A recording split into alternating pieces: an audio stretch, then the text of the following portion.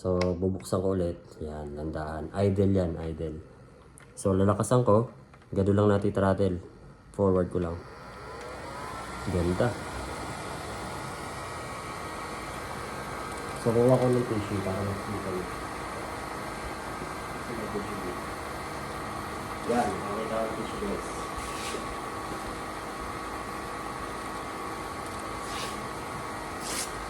Ilasi ka ng tissue. So, marami na akong video na ganito. So, papakita ko lang sa inyo. Yan.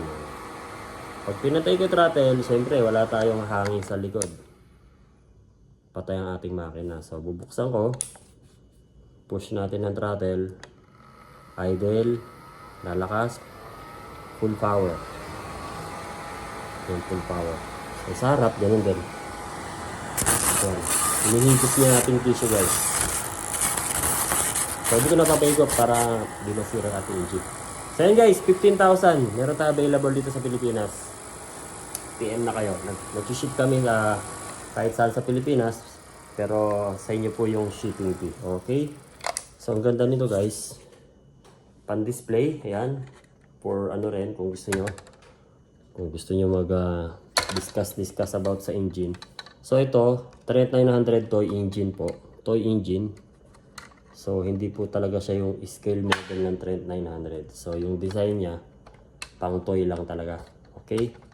So, ayaw sumarado. Yan. May box po to. Yan, ganyan siya kalaki guys. 13 inches. From here to here. 13 inches. Okay? Uy, ayun yung tissue. Kinain na nga. Ito yung ano natin. Stand natin. Merong battery to. Type-C. USB Type-C. Okay?